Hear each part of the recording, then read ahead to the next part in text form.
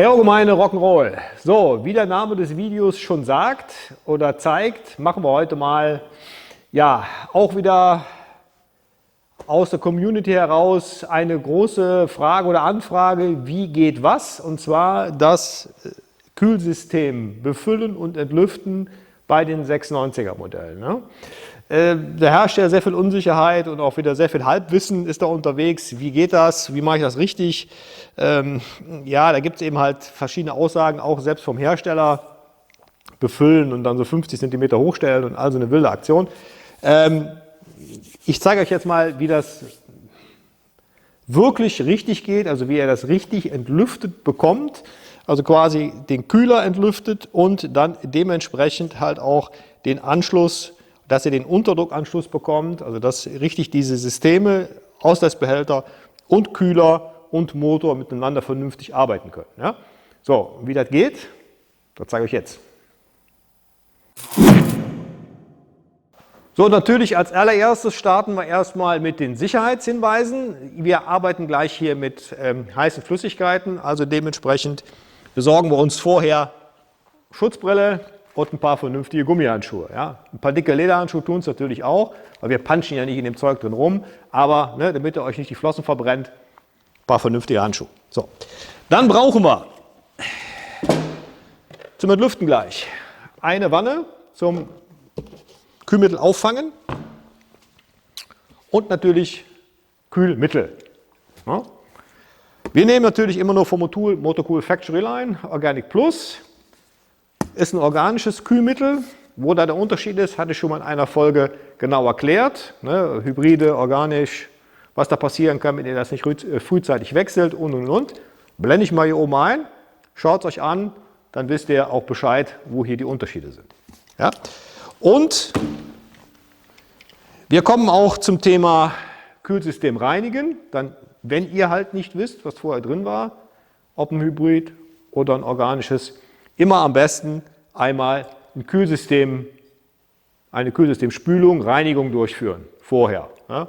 Ist eine halbe Stunde länger, dann seid ihr auf der sicheren Seite und ihr habt euer komplettes Kühlsystem richtig schön picobello sauber und dann gibt es was Frisches. Ja? Zeige ich euch auch gleich. Aber wir starten jetzt erstmal mit dem Befüllen des Kühlers und der Entlüftung der Wasserpumpe, weil das ist Schritt 1. Ja? Los geht's. So, Schritt 1. Wir befüllen jetzt erstmal den Kühler soweit.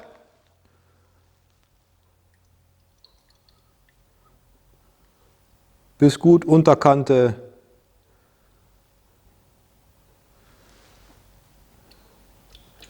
des Stutzens. Ja, ich hoffe, ich schlabber jetzt nicht, weil ich sehe es jetzt schlecht wegen der Kamera, wenn ich hier nicht im Weg stehe.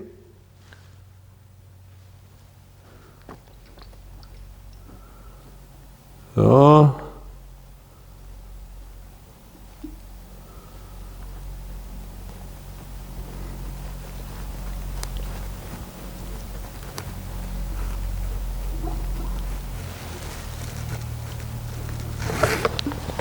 So, das reicht erstmal. So, da sind jetzt schon von den 2 Litern, die ich hier drin hatte, schon mal 1,4 Liter im Kühler drin. Ist natürlich nicht genug, aber da kommen wir gleich zu. Jetzt gehen wir runter an die Wasserpumpe. Hier seht ihr jetzt die Wasserpumpenentlüftungsschraube. Der Motor ist ja komplett neu aufgebaut worden. Also haben wir natürlich hier diese Schraube auch erst locker reingedreht bei der Montage vom Motor und natürlich direkt hier einen neuen Kupferring untergelegt. Ne? Also dementsprechend, wenn ihr vorher das alte Kühlmittel rauslasst, bereitet das schon vor, bevor ihr neu befüllt. Ne? Schraube locker wieder rein mit einem neuen CU-Dicht drin. So, jetzt haben wir natürlich hier auch unsere Wanne, ne? Schon, die ich gerade gezeigt habe, die legen wir drunter und drehen jetzt hier leicht auf, dass das Kühlmittel hier austritt. Nicht ganz abdrehen, ne? Sonst wird er gleich klatschnass. Ja, das gut, sag du zu mir. Also, Luft ist raus, zudrehen und mit dem Zehnerschlüssel handfest anziehen. Das war Thema Wasserpumpe entlüften. So, jetzt sind wir wieder oben beim Kühler und wir öffnen jetzt erstmal hier die Kühler-Entlüftungsschraube auf der Fahrtrichtung linken Seite. Ja, die dreht ihr einfach ab.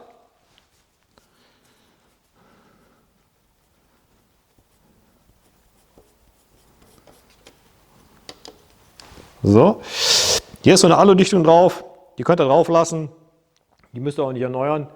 Immer wieder rein, handfest beiziehen gleich und dann ist gut. Ich fülle jetzt auf der anderen Seite so lange Kühlmittel ein, bis es hier leicht austritt. Natürlich jetzt hier unten drunter wieder die Wanne hinstellen, damit ihr keine Schweinerei in der Werkstatt habt oder in der Garage.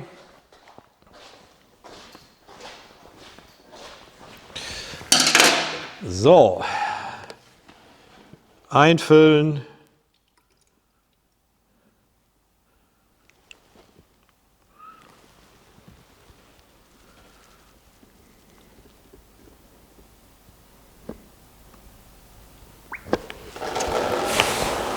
Und raus kommt es.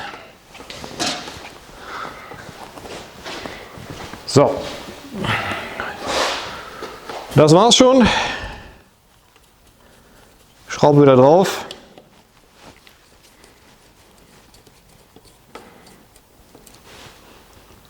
Handfest anziehen. Fertig. So, der Auslassbehälter hier oben ist leer. Den haben wir auch vorher richtig komplett leer laufen lassen, leer gesaugt quasi. Also hier ist nichts mehr drin. Und am besten nochmal mit Wasser nachgespült. Wahrscheinlich dann auch oder auch im Zuge einer Kühlmittelreinigung macht man das hier natürlich, Kühlsystemreinigung macht man das natürlich mit. Weil bei älteren Modellen setzt sich hier auch gern unten mal so alter Schlamm ab, alter Mocker. Also ordentlich Wasser rein, durchspülen und dann halt hier am Deckel den Schlauch abziehen und dass ihr das hier schön ablaufen lassen könnt. Ne? Der läuft natürlich nicht ganz leer, weil er so ein bisschen schräg steht. Also dementsprechend ausbauen ist immer ein bisschen scheiße hier. Gerade bei dem Modell, bei der Duke ist das viel einfacher. Der sitzt auf der linken Seite, den könnt ihr einfach abnehmen, schön unter Wasserhahn, sauber machen. Geht bei dem Ding nicht so doll. Kann man natürlich machen, wer will. Aber hier muss man eben halt im Fahrzeug das Ding mal ordentlich durchspülen. So. Den lasst aber noch mal eben drauf. Ihr füllt jetzt mit eurem neuen Kühlmittel erstmal den Auslassbehälter ordentlich voll. Hoppala. Das ist mal blöd zu sehen hier. Wenn ich der Kamera nicht im Weg stehe. Deswegen auch mal die Wanne drunter.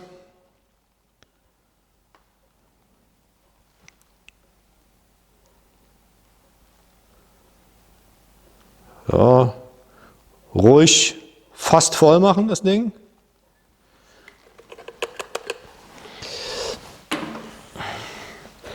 So, und dann stellt ihr euren Befüllungsbehälter nochmal drunter, dass ihr das jetzt auffangen könnt, weil jetzt lassen wir nämlich hier, nehmt ihr euch eine Zange,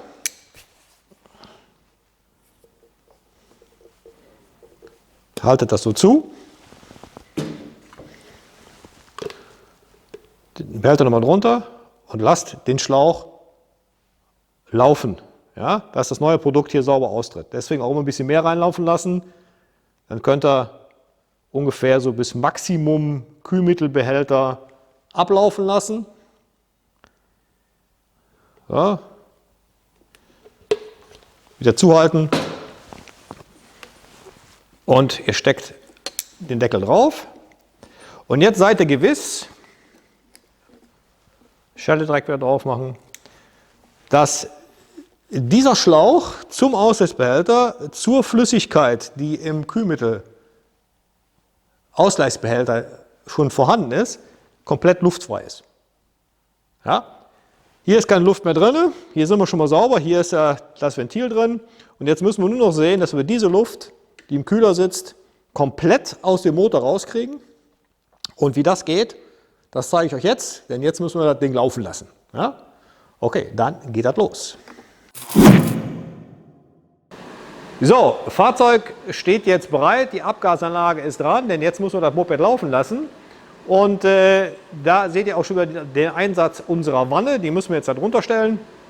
Und natürlich ganz wichtig jetzt Sicherheitsvorrichtungen treffen, Vorkehrungen treffen, also Handschuhe an, Brille auf, weil jetzt müssen wir das Fahrzeug laufen lassen, füllen jetzt nochmal das Kühlmittel etwas auf, lassen das Fahrzeug laufen und warten, bis sich die Luft komplett aus dem Kühler verabschiedet hat. Die Wasserpumpe wälzt er jetzt um und wird die ganze Luft, die noch da ist, nach oben rausdrücken quasi, die sonst nämlich nicht aus dem Kühlsystem rauskommt. Die bleibt sonst unter eurem Deckel hängen und dann habt ihr das Problem, ihr habt da immer ein Luftpolster, das Luftpolster wird komprimiert und kommt nicht über dieses Entlüfterventil in dem Deckel in den Auslassbehälter raus. Ja, das ist das große Problem. Daher gleich laufen lassen. Es wird so ungefähr, könnt ihr rechnen, zwischen 4 und 5 Balken dauern, bis dann auch das Thermostat öffnet.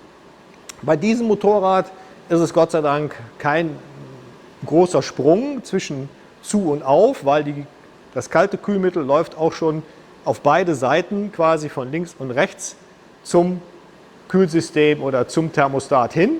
Deswegen ist es kein Riesenabsacken dann oder kein Riesenabsacken zu sehen in der im Kühlmittelpegel, aber man kann es genau erkennen, dann blubbt es ganz kurz, sackt kurz runter, kommt dann wieder hoch. Wenn das soweit ist, sind wir da. Das heißt, die Luft ist zu 99% raus und das Kühlmittel wird langsam warm, fängt an zu dampfen und steigt nach oben. Wenn das kontinuierlich ohne Luftblasen nach oben steigt und oben aus diesem Stutzen austritt und in die Wanne reinläuft, dann dreht ihr den Deckel drauf. Ja? So, machen wir jetzt mal, los geht's.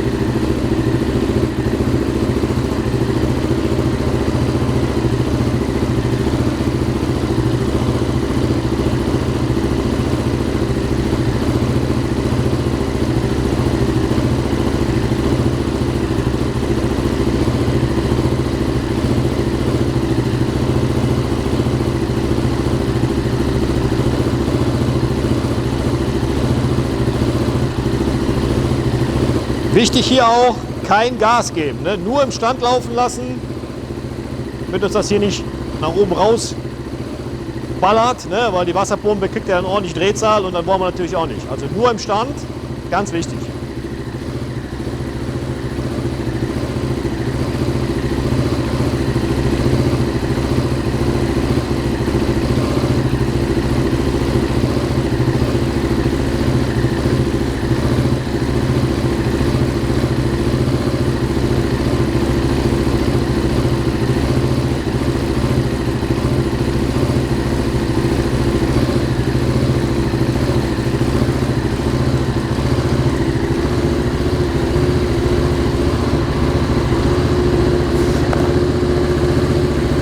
Zoom euch jetzt mal ran.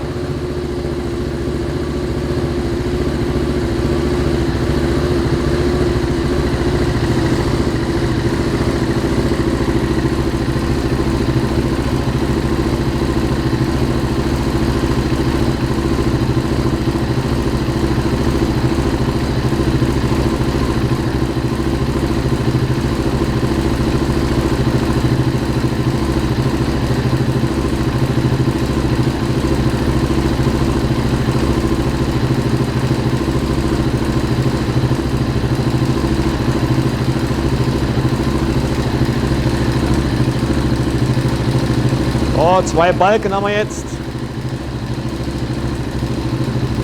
Ah, kommt schon. Da kommt schon die erste Luft. Ja, habt ihr gesehen? Klapp.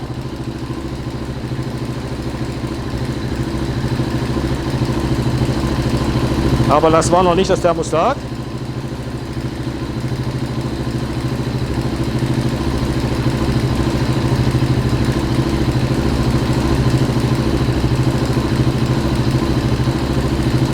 Aber schon mal eine erste dicke Luftblase, die raus ist. Da wieder, zack. Ja.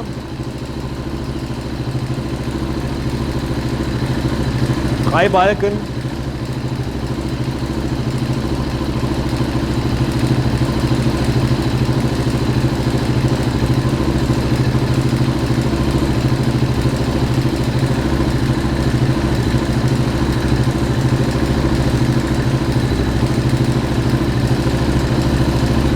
Vier Balken.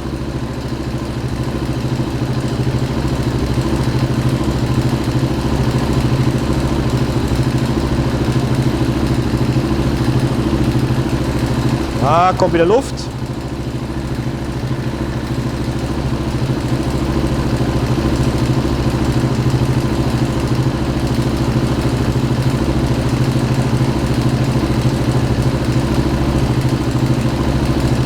Jetzt tritt sie wieder aus, ne? Langsam. So, jetzt sind wir bei 5 Balken und jetzt nochmal richtig Luft. Wenn wir jetzt in den nächsten, halben Minute keine Blase mehr kommt, kann man davon ausgehen, das Thermostat ist offen. Ihr seht auch jetzt, wie es dampft. Ja, es wird auch so. Jetzt wird es richtig heiß.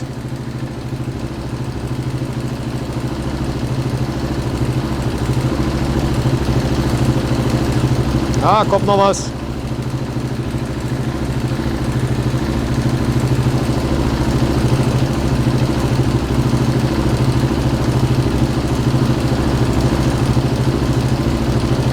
Und noch eine. Der Thermostat hier lässt sich ein bisschen bitten, aber das müsste es jetzt gewesen sein.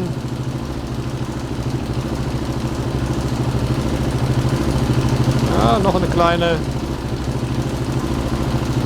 Jetzt kommen mehrere hintereinander. Da könnt ihr eigentlich davon ausgehen, das war jetzt die Öffnung vom Thermostat. Oder das öffnet jetzt und lässt jetzt die Restluft hier weg.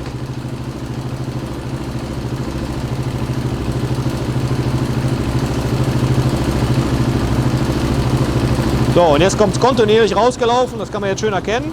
Ja? Und jetzt können wir zudrehen.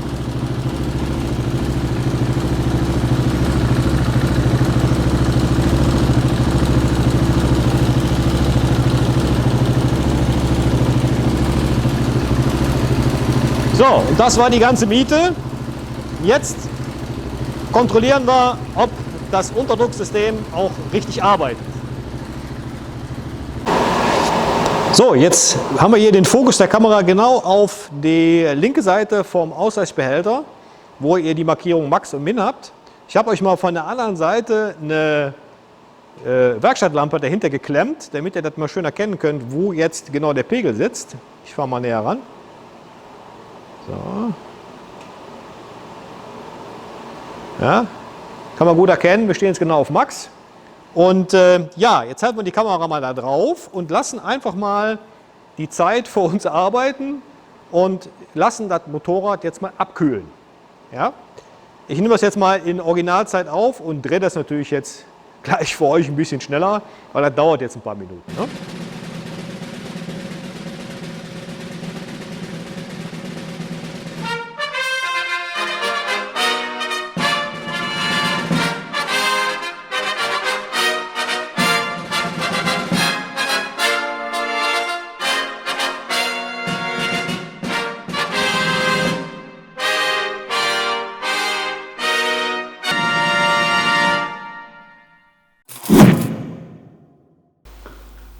So, dann habt ihr gerade schön gesehen, wie das Wasser dann oder das Kühlmittel schön abgesackt ist. Ne? Das ging jetzt auch recht fix, ausgemacht. Ein paar Minuten fängt das an zu saugen. In dem Moment, wenn der Kühler hier wieder langsam abkühlt und die Flüssigkeit dann hier zurückzieht. Da immer darauf achten dann, wenn das losgeht, dass ihr oder dass das nicht zu stark absagt, also dass es nicht unter Minimum geht, weil da könnte passieren, dass es dann wieder ganz weg ist oder den Behälter fast leer saugt und das wollen wir auch nicht. Ne? Der Schlauch soll ja befüllt bleiben, also da immer ein bisschen beikippen, aufpassen, dass ihr das nicht komplett absacken lasst. Dann, wenn sie kalt ist, füllt ihr so ein bisschen über Minimum auf und ist das Thema erledigt. Ja, das ist also ganz wichtig. Warum ist das wichtig oder warum soll so ein System so entlüftet werden? Das ist eigentlich ganz einfach. Ihr habt den großen Vorteil bei einem über Druck arbeitenden Kühlsystem, ihr setzt den Siedepunkt nach oben. Ja, je mehr Druck auf dieser Kühlflüssigkeit ist oder je mehr unter Druck die ist, umso höher oder je höher steigt der Siedepunkt. Bei den alten Systemen, zum Beispiel bei der alten ALC4, haben wir ja nur Kühler, 2 Kühler, Wasser rein, ist zwar auch ein Thermostat drin, Wasser rein und unterm Kühler bleibt dann fingerbreit Luft. So, das ist eben halt quasi der Ausgleichsbehälter, der arbeiten kann, der eben, wo das Wasser hoch kann bis zum Deckel. Und wenn dann irgendwann, warum auch immer, ihr das Ding durch die Gelände gequält habt, es wird zu heiß und der Lüfter schafft es auch nicht mehr, drückt quasi das Wasser einfach raus und sickt nach draußen. So. Das will man ja auch nicht mehr. Ne? Allein schon, man will ja keine Kühlmittelflecken überall haben und ihr müsstet ja auch mal nachfüllen. Also gibt es diese Überdrucksysteme oder Unterdrucksysteme, die eben halt diesen Über-Unterdruck in einen externen Ausgleichsbehälter entlassen und sich dann darüber ausgleichen können quasi. So, dadurch habt ihr eben halt den großen Vorteil, das Kühlmittel fängt erst viel später an zu kochen. Also der Siedepunkt ist wesentlich höher. Und bei so einem Kühlmittel hier, wie der Motorcool Factory Line, haben wir ja da jenseits der 136 Grad, also bis 136 Grad, fängt das sowieso erst in so einem System überhaupt an, Dampfblasen zu bilden. Ja. Dampfblasenbildung, noch ein wichtiges Thema. Wenn ihr das System neu befüllt und ihr habt, wie gesagt, ihr wisst nicht, was drin war, ist natürlich eine Reinigung wichtig, ja, mit einem Kühlsystemreiniger vorab.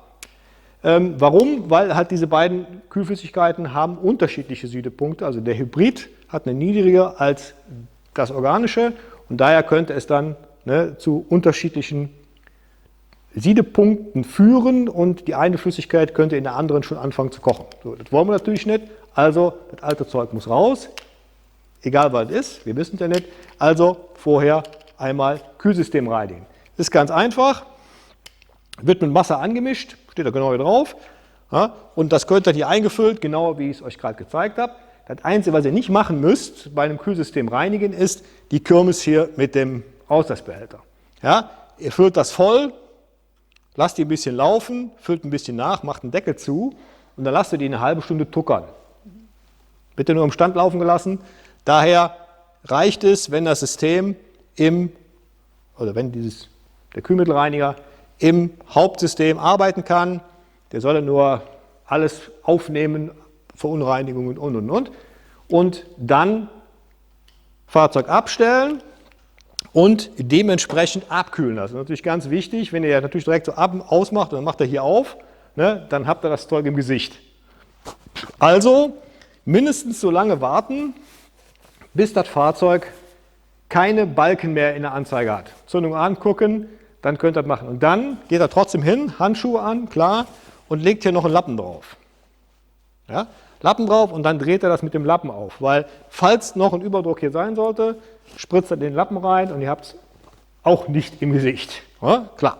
So, dann hier aufdrehen, Deckel öffnen, unten Wasserpumpe wieder aufdrehen, dann den Reiniger rauslassen komplett. Bei dem System hier oder bei der 690er empfiehlt es sich, weil dann hier auch noch das Thermostat hier wieder zugefahren ist, macht auf der linken Seite nochmal eben den Schlauch runter vom Kühler und lasst den auch noch leer laufen, weil dann habt ihr wirklich alle Reste raus. Ja, nur als Tipp von mir. Schlauch wieder drauf und dann, ganz wichtig, einmal nochmal, wenn der Motor kalt ist, einmal mit Wasser durch.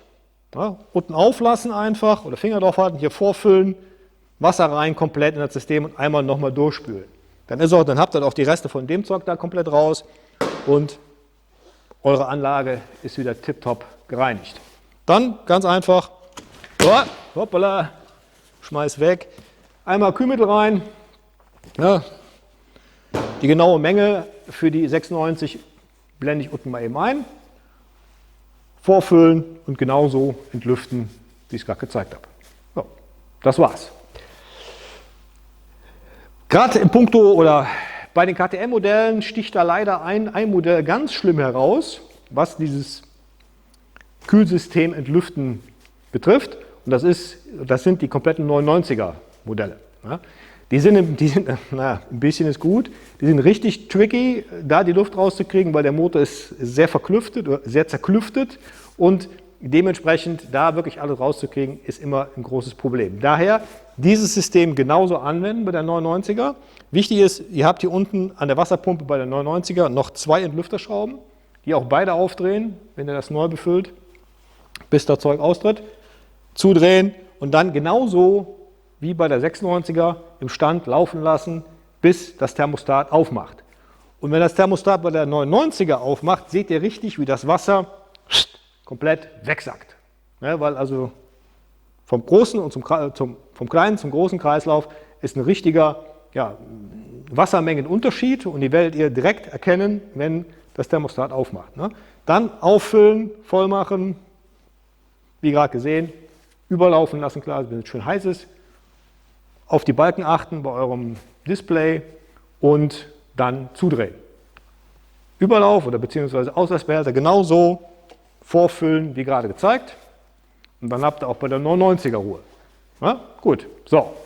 Das war jetzt aber Quick-Tipp für diese Woche und ja, wir sehen uns beim nächsten Video. Haut rein, bis dann und ciao.